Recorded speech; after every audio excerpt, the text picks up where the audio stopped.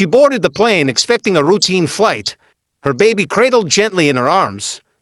But what happened next left everyone on board in stunned silence.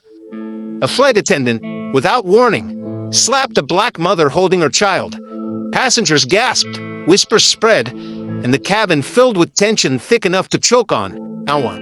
Yet the truth behind the act was even more shocking. Her husband owned the airline. What followed would upend expectations, challenge power, expose an ugly reality hidden in plain sight. Keisha Thompson had always approached life with grace and determination. A devoted mother and a rising entrepreneur in her own right, she balanced work, family, and travel with an effortless poise that many admired. On this particular morning, she boarded a domestic flight with her infant son snug in her arms, prepared for the journey ahead. The airplane hummed with the familiar rhythm of takeoff preparations, flight attendants checking overhead compartments, passengers settling into their seats. The soft murmur of excited travelers filling the cabin. Keisha's husband, Andre Thompson, was a prominent figure in the aviation industry, a man whose influence spanned across the airline's operations. Yet today, Keisha traveled without drawing attention to her identity, wishing only for a smooth, uneventful flight. She settled into her seat, gently rocking her son to soothe him, confident that routine would define the hours ahead.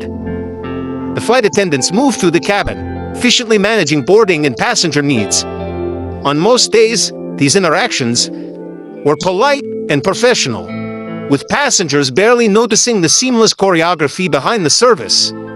But today, something felt different.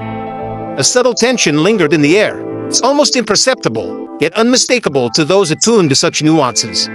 As the plane prepared for takeoff, Keisha noticed the gaze of one flight attendant linger just a bit too long, her posture rigid, her expression unyielding. It was a look that made Keisha uneasy, though she could not articulate why. Round them, passengers remained absorbed in their routines, some reading, others chatting quietly, yet the undercurrent of an impending incident was palpable. In these early moments, it seemed like ordinary air travel was quietly becoming the stage for an extraordinary confrontation, one that would challenge assumptions, expose prejudice, and ultimately test the limits of composure and courage. The flight took off smoothly, the engines humming steadily as the plane climbed above the clouds. Keisha focused on calming her infant son, humming softly and keeping him secure against her chest. Round her passengers went about their routines, aware of the silent storm about to erupt. The flight attendant, who had cast that lingering gaze, earlier moved down the aisle, checking tickets and addressing passengers with a practiced smile.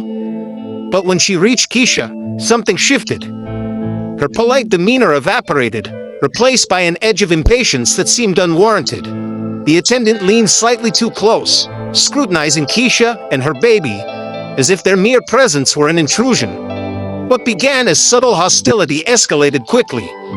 Passengers sensed the tension, glancing nervously between mother and attendant, unsure how to intervene. Keisha's composure wavered for a moment, confusion and disbelief washing over her.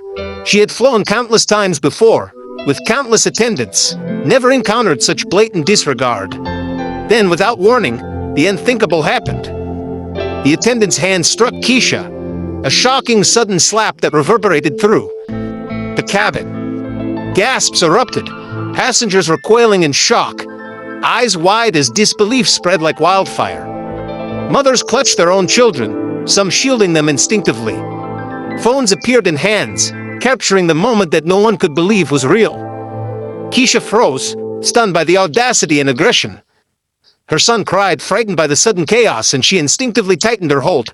Protective instinct, overtaking all else. The attendant's actions were not just physical. They were an assault on dignity, brazen display of prejudice and power meant to intimidate. Whispers and murmurs filled the cabin. Some passengers tried to intervene, speaking up cautiously, while others sat frozen, unsure how to respond. Flight attendants stood her ground, seemingly unaware or uncaring of the spectacle she had created. What the cabin did not know was that the incident had inadvertently triggered the very force the attendant sought to intimidate. Keisha's husband, Andre Thompson, was not just a prominent figure. He owned the airline. Its influence reached from the boardroom to every operational department. and no one underestimated his authority. As the plane continued its ascent, Keisha's mind raced. She needed to remain composed, to protect her child, but also to ensure accountability. She understood that this confrontation was about more than one act of aggression. It was about systemic prejudice, the abuse of authority, and the invisible barriers that still sought to define and constrain her life. Passengers shifted, some moving closer in support, others watching with apprehension. The cabin, once calm and orderly, had transformed into a charged theater of moral reckoning. Every glance, every whisper, and every phone recording compounded the weight of the moment. By the time the plane leveled at cruising altitude, the situation had escalated into a full-blown crisis. The flight attendants' actions were no longer private, they were documented, witnessed, and irreversible. The tension in the cabin was palpable, a mix of outrage, fear, anticipation. The moment reached its breaking point as the plane soared through the sky. Keisha's heart pounded, her baby wailing softly in her arms, the sound slicing through the tension like a siren. Passengers' eyes were fixed on the unfolding scene, a mix of horror and disbelief reflected on every face. The flight attendant, unaware of the storm she had unleashed, continued to assert dominance with a rigid, unyielding stance. Keisha, though shaken, did not retaliate with anger or aggression. Instead, she remained composed, her resolve hardening. She knew the truth that no one in the cabin fully grasped yet. Her husband, Andre Thompson, owned the airline. This was not just a passenger confrontation. This was a test of accountability, a moment where power and prejudice collided head-on. Immediately, calls went out. Crew members communicated discreetly with ground control and corporate offices, aware that this incident could not be ignored. The footage captured on passengers' phones, combined with security recordings, provided an unassailable record of the event. There was no ambiguity, no room for misinterpretation. The assault was clear, documented, and indefensible. Within, Andre Thompson himself became aware of the incident. His response was swift and uncompromising. Internal investigations were launched, protocols reviewed, and the flight attendant summoned for immediate disciplinary action. The weight of authority shifted instantly. What had been a display of intimidation now backfired spectacularly, exposing misconduct rather than protecting it. The cabin, once a tense arena of fear, transformed into a crucible for justice. Passengers witnessed firsthand that abuse of power carries consequences, and that even in the face of aggression, dignity and composure can turn the tide. By the time the plane touched down, the incident had become a defining moment for the airline. The flight attendant was terminated, public apologies issued, and anti-discrimination policies reinforced. The humiliation intended for Keisha was redirected, highlighting systemic failings rather than silencing her in that high-stakes, airborne confrontation. A mother's quiet resilience had confronted prejudice head-on. Slap intended to intimidate. Instead, ignited accountability, turning an act of injustice into a catalyst for change and sending a clear message. Authority misused will always be challenged, and dignity will not be silenced. In the aftermath, the incident reverberated far.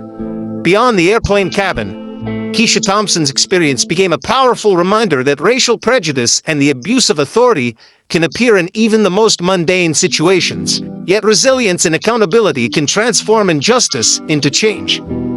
The flight attendant's brazen acts, lapping a mother holding her baby, was exposed not merely as misconduct, but as a reflection of systemic bias that still lingers in unexpected spaces. By remaining composed and protecting her child, Keisha not only safeguarded herself and her family, but also demonstrated that dignity and courage can overpower intimidation and fear.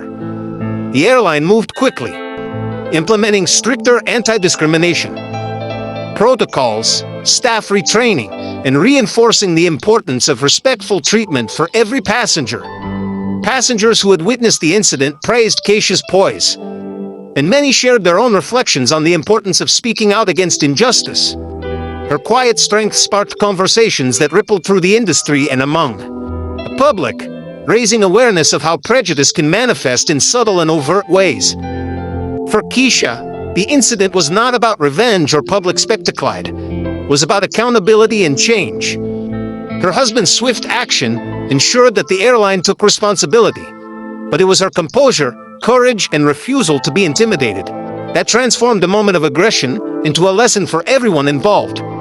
This story challenges viewers to reflect. How often do subtle biases go unchallenged in everyday life? How frequently does authority get misused under the guise of routine? And, perhaps most importantly, how can individuals respond with dignity and courage when confronted with injustice? Keisha's experience serves as a powerful reminder that standing up for oneself, even in the most vulnerable moments, can create meaningful change. Her resilience illustrates that real power does not come from titles, uniforms, or authority alone. It comes from the strength to demand fairness, protect what matters, and uphold justice when it is most needed. In a world where prejudice can strike unexpectedly, Keisha Thompson's story inspires reflection and action, leaving us to ask, what would you do if confronted with injustice? And could your response become the catalyst for change that the world so urgently needs?